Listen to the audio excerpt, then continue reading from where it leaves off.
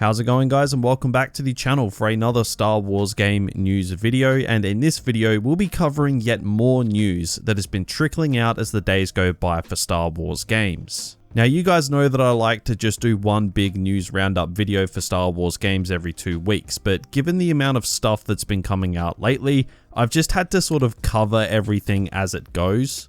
So apologies for the constant news videos. If you do want to break the mold, I did upload a video the other day going over the history of cancelled Star Wars games.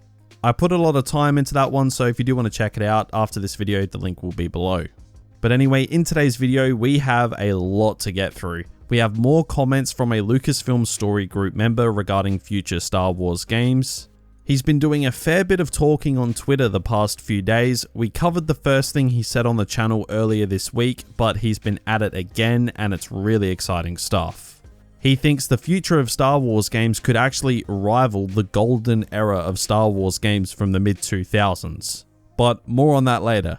We also have some news regarding Battlefront 2 yet again showing that it is far from dead. Again, just amplifying the horrible decision to bring the game to an end. And there was also a comment made by the old Battlefront community manager regarding a list of heroes that they wanted to bring to Battlefront 2, but they never could. So we have plenty of stuff to get to today. Now, I know I've been plugging it heaps, but if you haven't already, be sure to check out my second channel, as there is plenty of content coming over there for Star Wars films and TV. And for those that have been worried about what's going to happen with this channel because I'm having that second Star Wars channel, do not worry, nothing on this channel is going to change. This is literally just going to be the exact same business as usual here. We're just going to be doing some extra Star Wars stuff on that second channel. We are actually approaching 10,000 subscribers over there, so be sure to check it out. There will be some Mandalorian stuff over there really soon. But now let's dive on into this video. So, Matt Martin, a Lucasfilm Story Group member who is obviously within Lucasfilm and has been before Disney took over, so he's been there for a while. We spoke about him in a recent video where he mentioned that there are some exciting Star Wars games in the works and that we should strap in. Now, he was at it again in the past few days teasing even more stuff, and it's just further hitting home that the future of Star Wars games is actually looking really exciting, way more than we thought it was. So Twitter user Coolio, who also let me know of this, big shout out to you, bud. He tweeted out to Matt saying, "I was wondering if I should be excited for the future of Star Wars games considering EA closed the doors on Battlefront 2 back in April. Hope you can answer." Now, Matt did actually reply to this, so respect to him there. Matt said, "I haven't been this excited for the future of Star Wars gaming in a long time. That's about all I can say, unfortunately." Now, considering some of the awesome games we have seen in the past few years, whether you like them or not, we've had 2 Battlefront titles that would have been very exciting for someone like Matt to work on, especially before the game was released, before all the dramas. And of course, Jedi Fallen Order, which had an excellent story. So for Matt to say that he's never been this excited for the future of Star Wars gaming, it's a real testament to just what could be on the way. And I gotta say, that's a really exciting prospect. Now, this wasn't all that Matt said.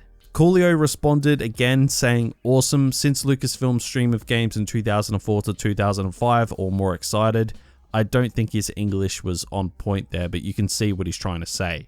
But Matt responded to that saying, "I mean, that was a good year, but I'm confident about the future." So that's super intriguing to me, because to the people who maybe are watching this that aren't too familiar with Star Wars games in the mid-2000s, this was a time where LucasArts were on a roll, just releasing incredible game after incredible game. And it's often referred to as the golden era of Star Wars games. So for Matt to hold this kind of ambition when compared to that golden era, again, it hammers home that we have something to be truly excited about. And for Matt to say something like this, it really makes me think that EA are already planning beyond 2023 for Star Wars games, because we have 2 full years before the license to make Star Wars games runs out for EA. And 2 years isn't a lot of time when it comes to game development, really. And considering if EA didn't have the license for beyond 2023, I'd expect Star Wars games to go on like a hiatus until Disney find a new deal with a new publisher. So I don't think Matt would say what he said if the future of Star Wars games hung in the balance when it comes to EA and the license. And considering the crazy amount of content coming for Star Wars films and TV in the next 5 years, EA would be seeing the potential for games alongside all of that content and be licking their lips. So I am excited as hell to see what all of this talk is about. You guys know me. If you want to be kept up to date on all of this stuff as it unfolds, just make sure you're subscribed. I will be following every beat of this along the way. But moving on to some news regarding Battlefront 2 now. So this isn't like over the top news or anything, but something that I just found to be really great to see. So despite the fact that Battlefront 2 has been out of action since April of this year, it has seen massive player base boosts across all platforms, and it has just seemingly just kept growing without content. And I mean, this has kind of made literally everyone with a pulse just dead confused as to why EA took the live service away from Battlefront 2. Well, it seems we actually have more confusion to add to the mix now, because it was revealed a couple days ago that Battlefront 2 appeared on the top 10 selling games on Steam in the past week. So it's up there with games like Among Us, Cyberpunk, etc.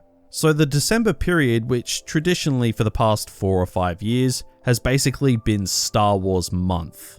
And it seems that despite not having a major film release this year, the hype generated from The Mandalorian has translated into game sales for Star Wars' biggest game. So this has pretty much happened now multiple times for all 3 platforms when it comes to Battlefront 2, those being PC, Xbox and PlayStation. Each platform since April has seen a massive uptick in new players for Battlefront 2 despite no new content being added.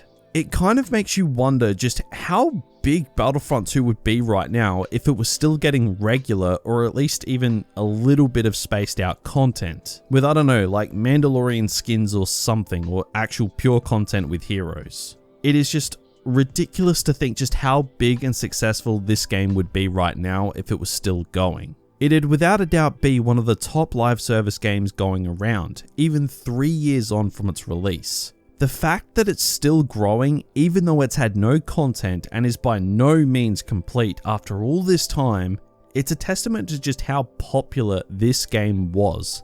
And all of this just really makes you think, just what is EA's grand plan here? Because this just keeps not making sense. Now, given the hype generated by Matt Martin, the Lucasfilm Story Group member, about future Star Wars games, maybe Battlefront 3 is actually a possibility or in the pipeline. That is the only thing that would make it so this Battlefront 2 cancellation fiasco that continues to go on and on and on actually makes sense. But anyway, moving away from that, and something else that I wanted to touch on here. So out on the Battlefront 2 subreddit, which is still super active by the way, there was a few people complaining about the content that Battlefront 2 should be getting right now, and this and that, which, you know, I agree with. There's a massive missed opportunity there. I think we can all see that. But some people have been getting a little bit nasty with it, getting a bit mean at developers, which is just not on. I don't condone that at all. I'm frustrated the way Battlefront 2 came to an end and all the missed opportunities, but you do not take it out on the developers. I'm sure that they would love to be working on the game still just as much as we wish its live service was still going. But anyway, people were complaining about how it was stupid that BB-8 and BB-9E were the final heroes that we got in Battlefront 2. And that it's BS that we didn't get Ahsoka and Ventress. Well, old community manager for Battlefront 2, Ben Walk, did actually respond to this. He said, "You make out a team that contains some massive Star Wars fans didn't want to bring the likes of Ahsoka and Ventress to the game. I've mentioned it before, but we had a list, and for many reasons, we don't get what we want." Now, one of those reasons is obviously EA pulling the pin on Battlefront 2 to DICE's dismay. So it again just rubs salt into the wounds that all of these developers had these lists of heroes that they could have had in the game, but it was all cut short.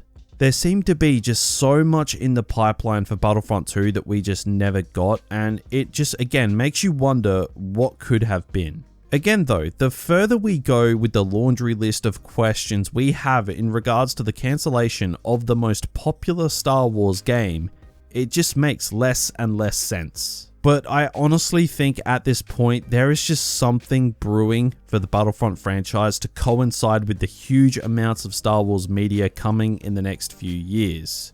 If that were the case, then like I said before, all this weird decision making with Battlefront 2 coming to an end would actually make at least a little bit of sense. But we just have to play the waiting game and see what comes of all of this. But guys, that's about all that I wanted to discuss in this quick news update video. The good news keeps coming when it comes to the future of Star Wars games, but the mysterious nature of Battlefront 2's cancellation just continues to grow.